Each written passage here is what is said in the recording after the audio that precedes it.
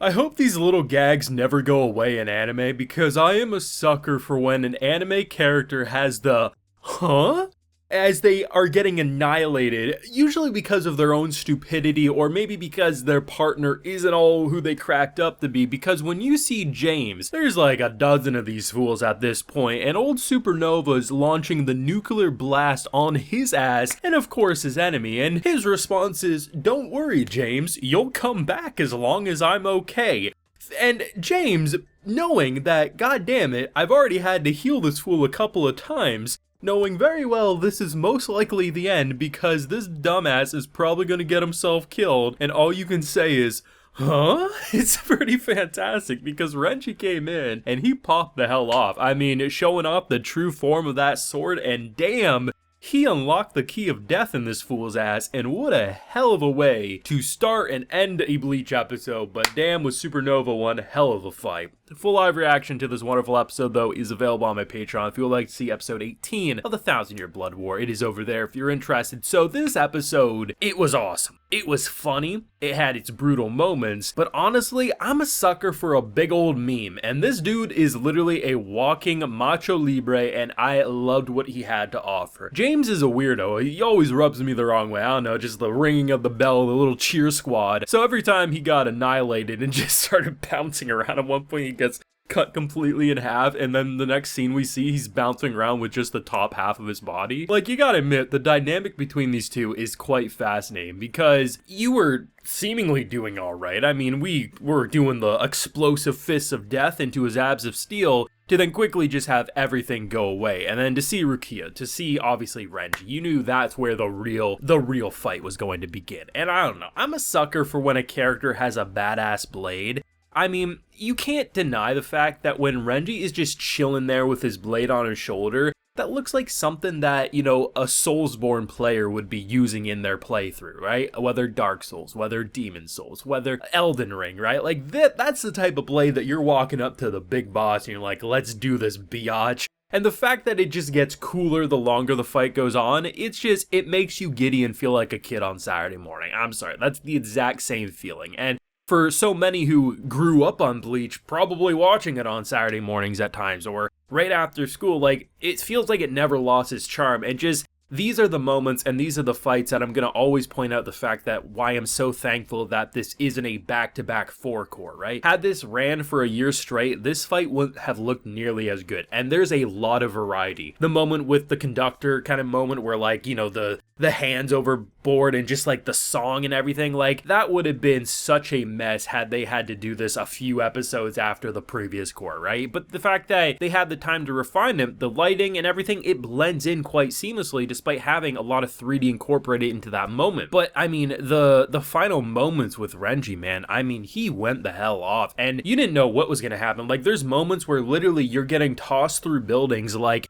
you don't want to be, but you're basically a GoPro on these fools, and you're slamming through buildings left and right. It actually kind of reminded me, animation style wise, of like how they would do the camera in Levi's chase scene in some of the later moments in Attack on Titan. The way it just pulls you in and you feel that velocity, that speed, that momentum, and it was brutal. It absolutely was. And the OST track, like the music that they play when Renji's going off in the final moments, I might say, maybe this is a bold or hot take for some people, but that's my favorite piece of music that I've heard inside a Bleach episode so far. Like, that thing just got me bobbing. I'm like, okay, we know we're in the final moments now. And it just worked to really enhance the emotions of everything we were seeing. And what I was expecting, because up to this point, really what we've been doing at the end after the credits, so usually like a minute, sometimes a couple of minutes after the credits are done playing, we see Ichigo, and last week we end with him reaching the gate, right? He passes through the gate, and I'm like, okay, so one hurdle done, let's see if there's any more left to do. And instead, what we get here is the Quincy King. So he's like, okay, he's dead, something happens, it all goes inside him, and then he's like, now I rest, and disappears.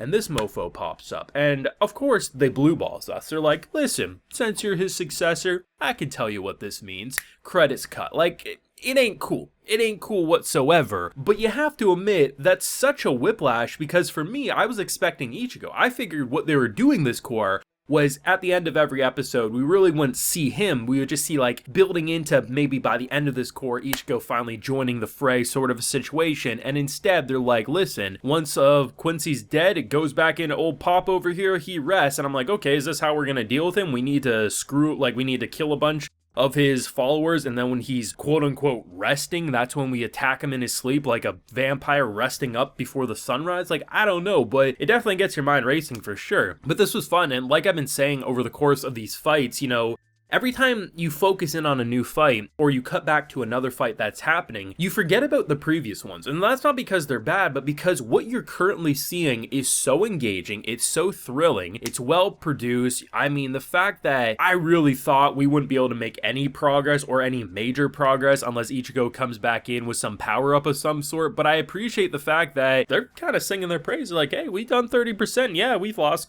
quite a bit of people, but we'll not talk about that. Like, they're doing rather well for the end of the world, all things considered. Are they winning right now? No, but they're pushing in quite a few characters, and it's nice to see because, man, every time you think they either got the jump, okay, we're finally pushing through, we're doing this right, the rug gets pulled off. We hear lines like, oh, you should have got your Bankais back because now we can use even more power against you. It's like, bro, can you just shut the hell up for one moment and let's have a little W for 1 week? And it's very, very exciting. I can understand why people, you know, wanted to see this animated for so many years because, I mean, obviously they were probably not even expecting it to be this well animated. Like, they're probably hoping half as good as this. But man, this really feels like a passion project that came back from the dead, not because for some soulless cash grab reason, but because they wanted to deliver the best ending possible for Bleach, and the idea of just giving it your all 100% every damn week, you love to see it. And I think you especially love to see a production committee that's okay letting them take 2 or 3 seasons to come back to the next core need be if the production isn't living up to what they need it to be. Like, I really thought this was just going to be an every other season anime, and the fact that they took their time to bring out core 2 in a sea of production committees forcing out 12 episode anime before they're ready and causing multiple delays. It's insane to look at Bleach, a once long-running anime, and still you could probably look at it since 4 cores is nothing to shy away from. It's great to see a production committee that seemingly cares about its staff, and the staff cares just as much about the product that they're making. Now, of course, those are my ramblings for this week's episode. I thought it popped off visually. The OST, like I said, went in way harder, and there was some funny moments. Like I said, I'm a sucker for the, oh my god, I'm working for a meathead. Maybe I should have rethought my decisions in life. And there was